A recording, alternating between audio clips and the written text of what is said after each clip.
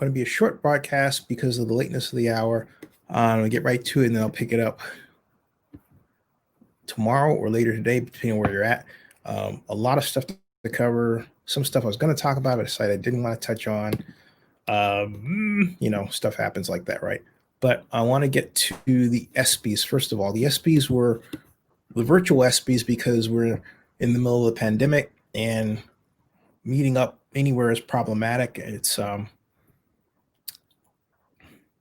putting a strain on the society overall because we're a society built on gathering and movement, and the two main aspects of human existence, gathering and movement, have been taken away from us because to do them and the way that we did do them means that a good portion of our society is affected. I mean, gets sick. Okay, I'm not talking about the death rate. I'm just talking about the fact that you have in the United States alone over 2 million people with cases and climbing, at least cases where the testing has caught that.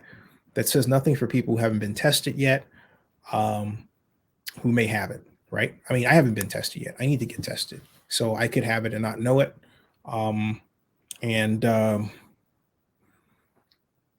That's true for a number of other people. So I got to do that, right? I'm just being honest and transparent about it. So we have a problem, and we need to address the problem by the appropriate social behavior. And I'm delighted to report that when I went out today to run an errand, I forgot to take my mask. I'm not delighted to report that part, but I'm delighted to report that 90% of the people out there had their masks on. And that's a big change from when we started out, when a lot of us, people that look like me, weren't wearing masks. And then the minute the word got out that, hey, African Americans could be really affected by this more so than anyone else, turned around like that. And now you can't turn around and say that any particular person isn't paying attention or hasn't gotten the message, right? Everybody I see, look here, mask, look there, mask, look there. Nice, regardless of color. Doesn't matter. Color, income, doesn't matter. Okay? So people are catching on, and they're trying more often than not to get it right. And that's down here in Georgia, okay? But anyway, ESPYs. The ESPYs were virtual, and they were about racial justice. And it's heartening to see a topic that has been on the back burner for so long be on the front burner. 10 years ago, made a video.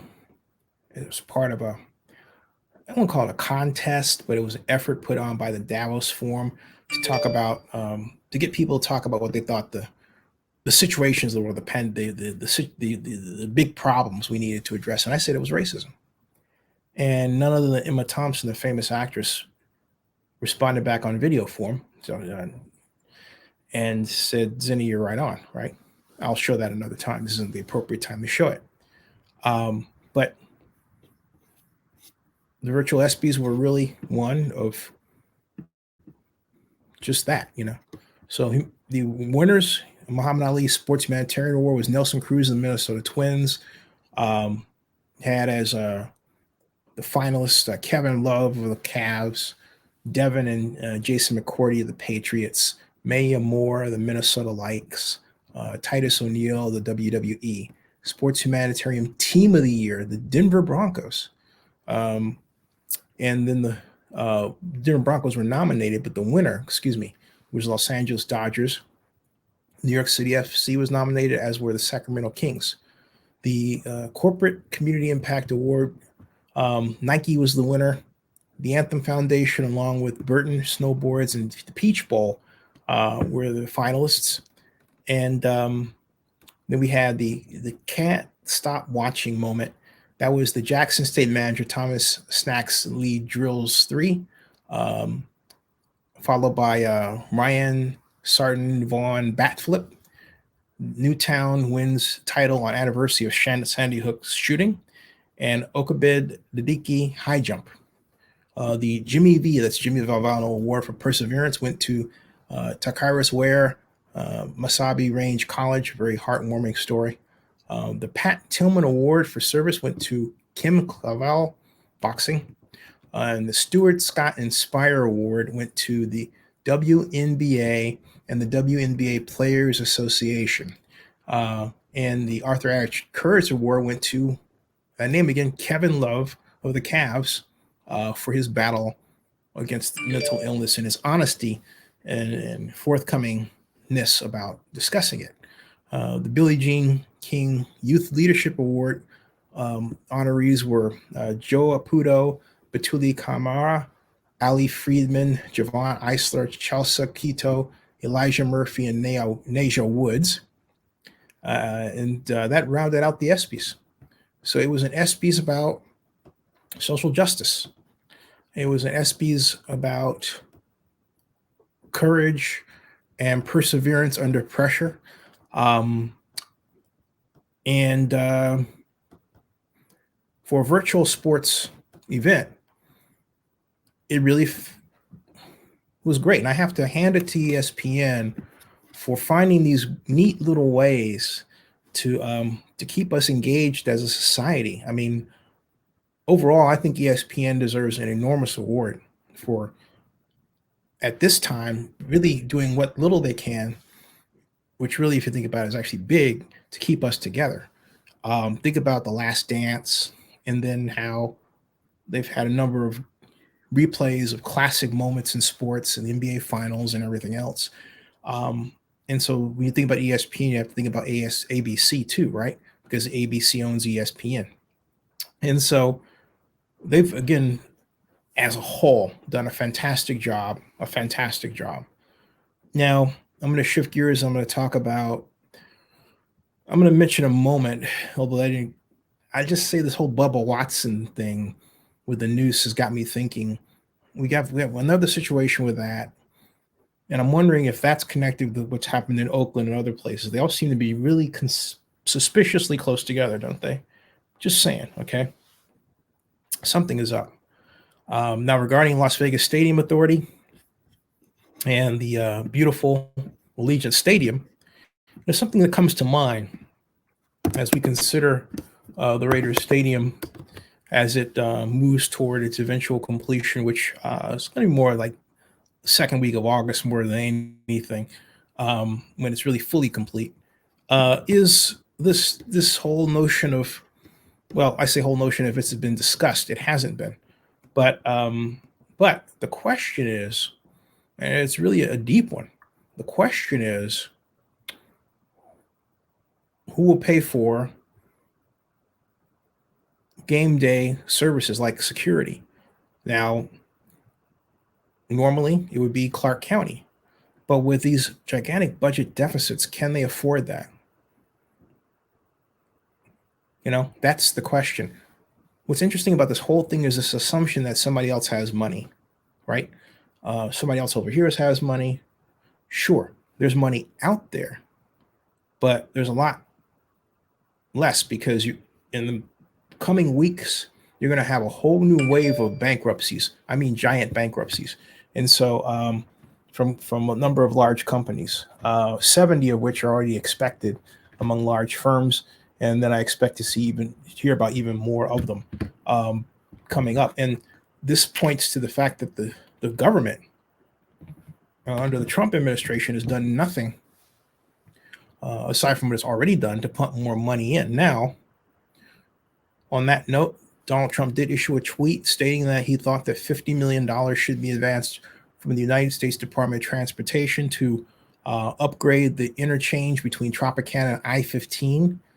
And I thought that was a big announcement because that was a linchpin project that was part of the $900 million in wish list needs of transportation upgrades to be able to handle the gigantic crowds that are going to be developed when Las Vegas Stadium eventually opens, Allegiant Stadium eventually opens, and we have pro football there. Not to mention other events, but pro football, because you're talking about 60,000 people, 65,000 people for games, right? So the question is, you know, who who will pay for that? And if it's Clark County, and I believe it is, can they afford it? This is the stadium right now. Looks great, doesn't it? Can they afford it?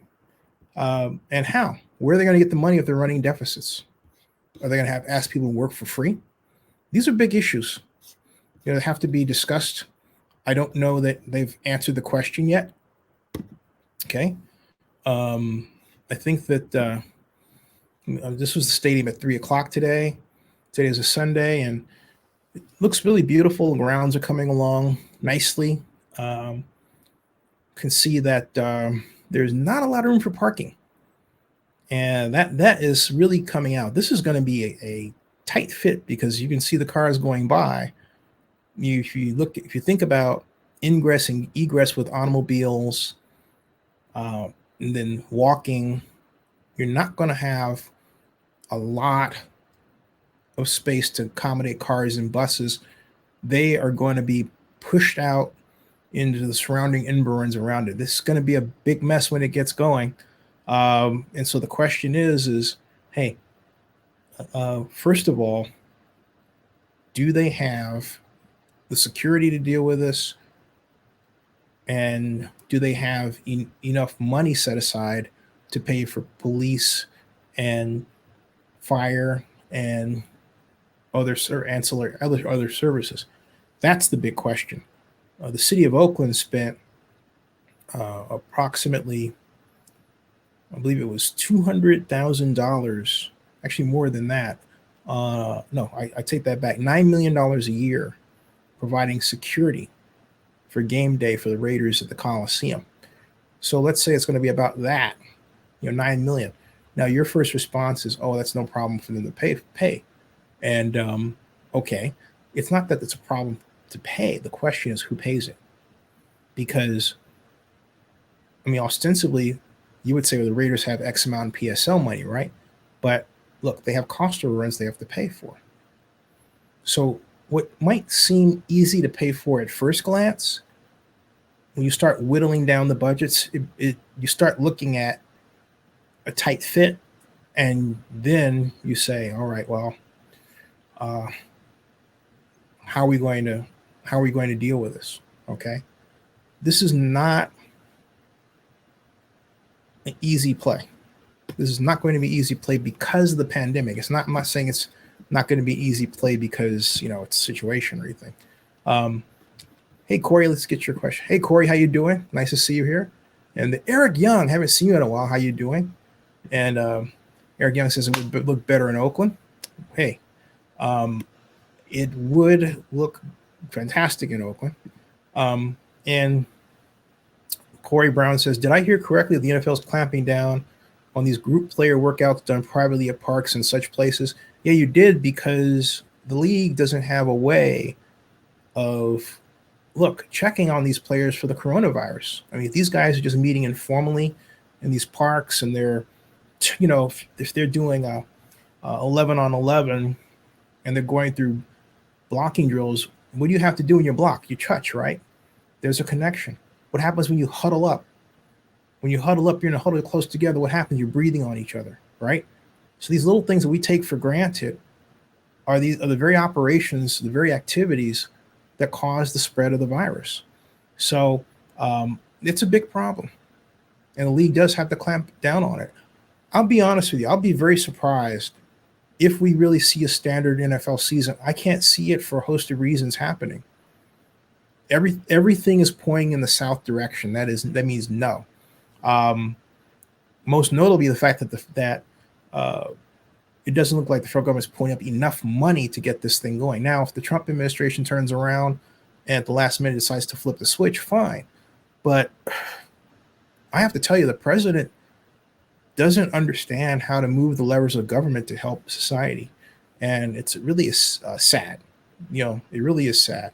So Um, and Joseph says, is reported last week and today that was bound to happen. What was that, Joseph? I'll have you. I'll have you on tomorrow. But right now, I'm doing a short one. If you can say, well, you know what? Maybe I can just, um, in the interest of time, why not extend an invitation to you via your email, into which I would now say, check your email. Right about, let's see here.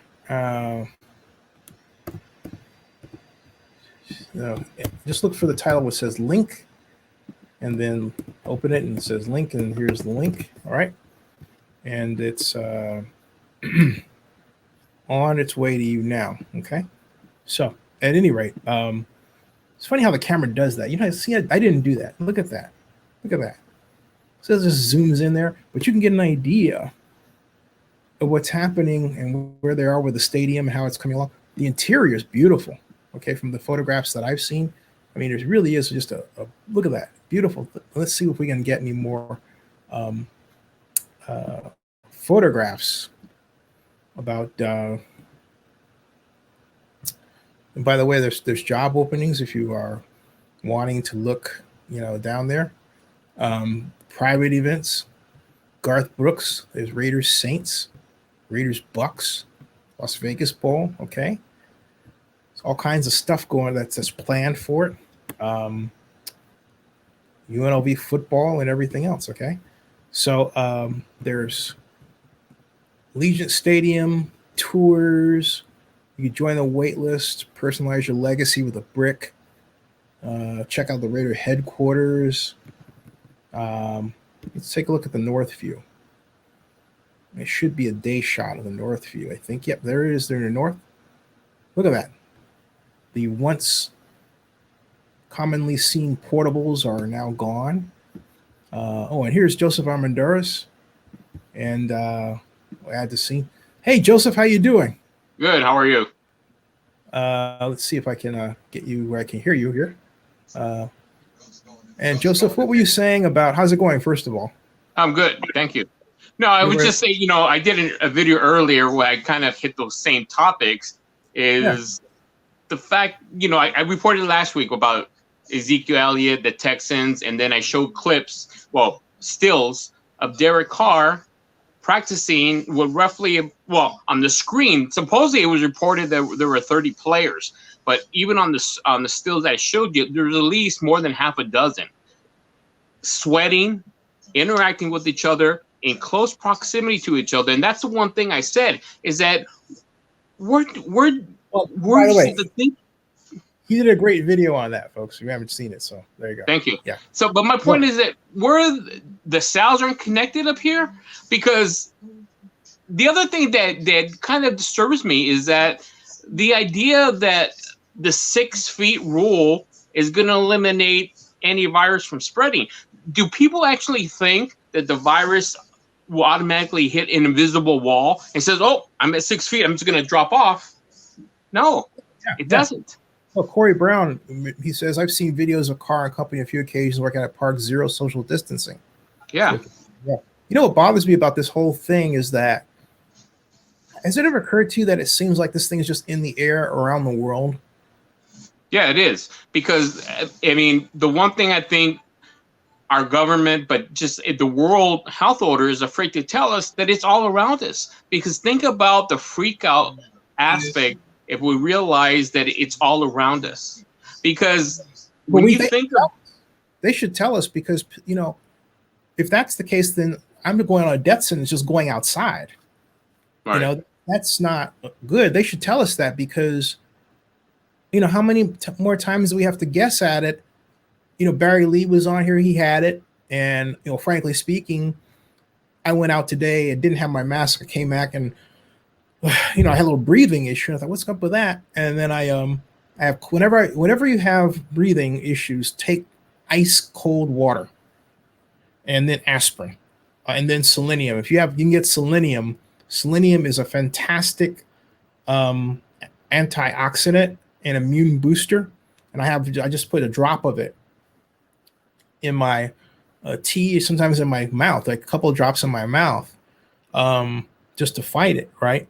And then get your rest, because something's going around. It's really not cool to be in a situation where you're just in the air, or you walk into a building or someplace and you don't know, and you're breathing something in, and someone says, well, you have to take all these precautions. But that means that means our society is contaminated.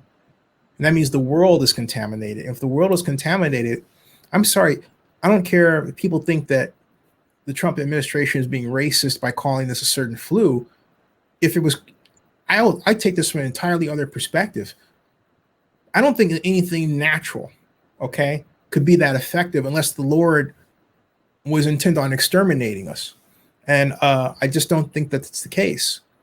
This feels like a man-made thing, and that somebody did and got right. And given how crazy this is, a lot of things that I didn't want to consider before, I'm now ready to consider. Like, maybe so-and-so thinks, maybe the administration thinks this is their ticket to a second term. You never know. I say that because I don't see that to be weird, but I had the pleasure of meeting, do you know who G. Gordon Liddy is? Yes. Okay. I not only met G. Gordon Liddy, I talked with G. Gordon Liddy when I was at Texas Arlington as a student, and I was on the Forums Council, and I was a designated conversationalist. We had Liddy as our guest in 1981. And Mr. Liddy and I had an argument regarding whether or not Houston, a free market planning city at the time, now it has a planning department and all that, was a better example of urban development than, say, San Francisco, which had an innovative planning approach at the time. And I went to Berkeley, of course, or I was going to go to Berkeley at that time later. But my point is that he and I had this argument and about that. And then we talked about, and we had the argument. I had a view of how intense the man is. And he told us that when he worked for Richard Nixon, Nixon had jokingly said, go out and, basically terminate somebody. And they were actually going to go and do it. There are people around the world who engineer things. And when I say engineer things, I mean they engineer coups. They engineer drugs being ran through inner cities for revenue, for the CIA, for political purposes. And now there are movies about them. Those movies are based on fact. Some of those people I've met. So I wouldn't put it past anybody to try to do something like that. I really wouldn't. And now that we have these revelations that the Trump administration basically asked Xi for help in the election, and economic power made some deals and all that, all this stuff is coming up that people discount. But you have a person and an organization that want to maintain power, and then look at how they're trying to manipulate society by basically, and everyone has said this, even, look, people in the administration who were there, like Mattis, defense secretary person, Bolton, they all say the same thing, that he's trying to divide people. He's even trying his ex-attorney, Cohen. Yeah. I mean, how many times does one need to hear that, right? It's a scary situation out there. And so if we are in the middle of a pandemic because of something that is man-made, we need to take a different tack than we have. We start really battening down the hatches, staying in, and forcing the government by fiat to take actions that maybe the government doesn't want to take. And, and the most scary thing, and I'm going to quote Trump, the one press conference that I saw, or rally, everything's a rally for him, when he said, and I quote, "Don't believe what you hear and you see." Yeah, he's right, though. I mean, no, but he was talking in terms of what they say about him. He wanted to, yeah. Right.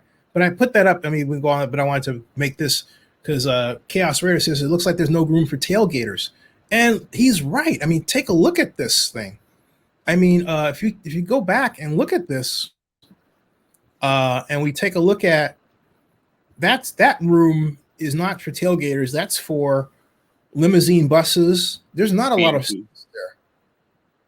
I mean, at all. You see a lot of space in that? I don't. No, and there's a question that I pose, and I'm going to pose it here because I don't think none of us have discussed it publicly. Is that where do you see ADA entrances? I see stairs. I don't see elevators or ramps for the handicap or the disabled. That's a good question. Let me see if we can go back here, and then go here, and then go back a bit. That's at nighttime. Let's see if we can go back to the archives and pick 2 o'clock in the afternoon and see what we get. While you're looking at that, the reason why I say that is that on YouTube there's a regular vlogger that every day shoots the construction site. Duntov, yes. Yeah, Duntov.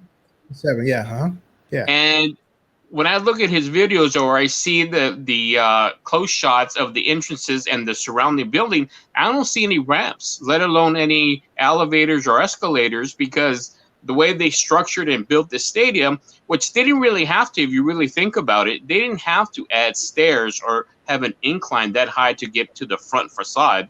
They chose to do that because they wanted to have a Raider image store on that first level. But what it looks like from this end, I can't quite tell, but it looks like you can just simply go straight in. It doesn't look like it's on a grade where you have to go up the grade to go in it.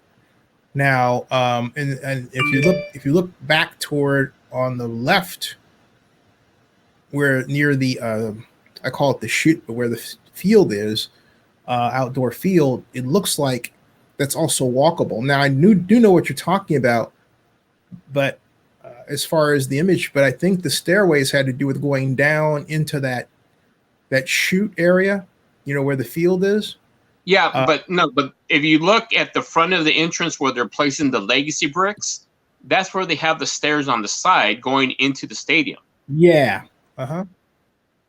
So that was my concern, because who doesn't want to be in the major front of the stadium if you're going to decide, okay, well, people who are accessible and able to climb, we only allow them to come to the front of the stadium and partake in the festivities and looking at the legacy bricks. So are those people who potentially are disabled or handicapped have to walk around the other side of the stadium to get into the stadium? That's a good question. And it looks like, again, a big mess. And that's why I can't see. This is June. We're 21st. nearing the end. Right. By the time we get to the 30th of June, I mean, yeah, it's substantially complete. Fine. But it's not done, It was supposed to be done May 2020, but whatever. The whole point is, I don't see. It needs a shakedown cruise. It needs a shakedown game. It needs a shakedown event before they can say it's ready. They need. I mean, it's flushing all the toilets at once is one thing, but flushing all the toilets when something in them is something else. You know what I mean? But I found that video interesting on so many different levels. And if you read between the lines, the idea of something flushing down the toilet, right? Yeah. It's a mess. I mean, the one thing you promote in this video is having one person flush a toilet. Well, actually, I see. Yeah, but it was a minute long, and that's the progress of the stadium that you're showing is somebody flushing a toilet. Well, as I understand, they're doing a mass flush. Yeah, but we don't see that. We just see one people and say, "Oh yeah, we flushed it over here. We flushed it over there." I mean, I'm going to take them at their word and say they did a mass flush. But my point is, doing a mass flush of water is one thing. Yeah, with solids and other things. But with doing a mass flush with waste in it is quite another. Yeah. And you need a shakedown. You can't just build this thing and then open it. And then just say, okay, we have people in here. They have a lot to figure out. They really do. Hey, it is 12:42. I'm going to come back tomorrow because I promised I was here a little bit. We'll be back. Hey, Eric Young, everybody will be back. Eric is laughing. I know what that's about. Flush. All right. We'll see you, sir. All right. Take care. See you, everybody. Take care. Thanks. See you.